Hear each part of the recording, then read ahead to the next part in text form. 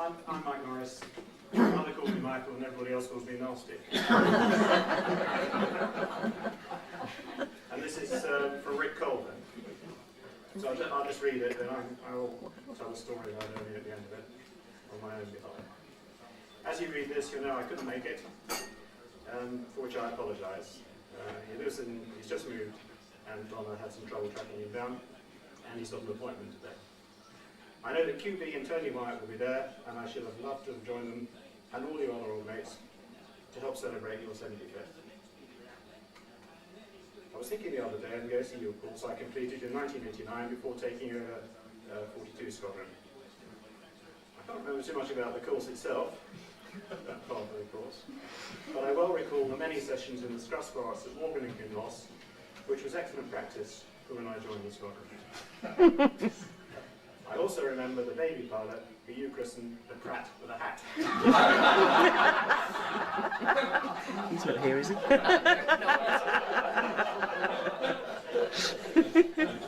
He's not here. That's what I just said. That's what I just said. I hope he's not here. Anyway. It's a huge surprise, isn't it? I must say I don't know much about the Air Force these days, but those sessions in the Scruss when we drank too much, swapped war stories, put the world to rights, and probably bored the arse off everybody else, will remain in my memory forever. And I'm sorry that I can't be with you today to share a few beers and swap stories with the other old farts. But I'm sorry today, and maybe you'll even treat the assembled company with a rendition of My Baby's Gone Down the Plug Hole. They don't write songs like that anymore. All the best, Ernie. Have a wonderful 75. And give my best to all the old mates. Yeah, that's nice. And when I was on the OCU, Ernie, of course, was one of the QFIs, and tempting to say the QFI, but that wouldn't be fair, would it, Ernie?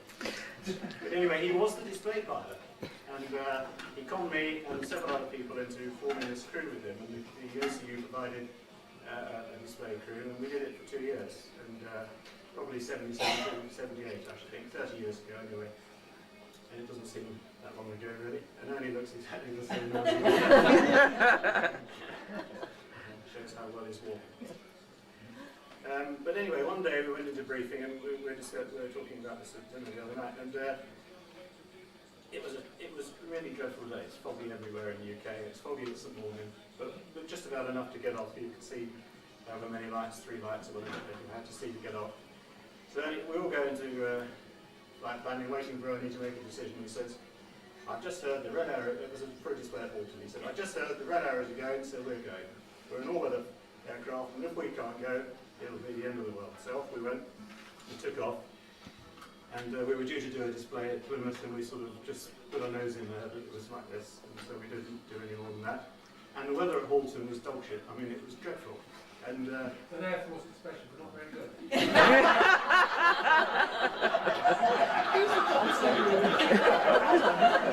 I don't know who's behind this.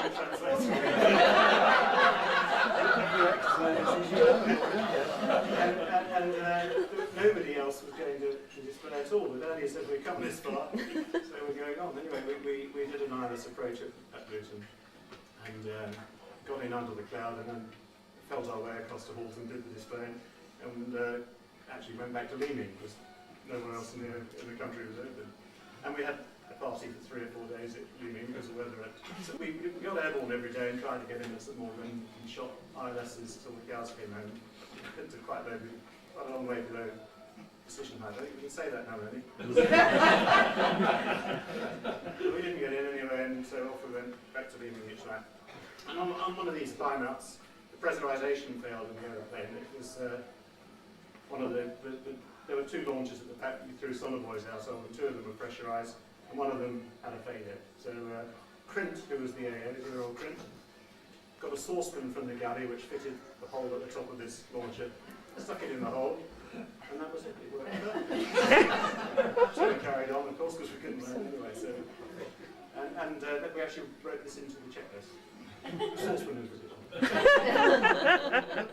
There was a sample of Ernie's flying.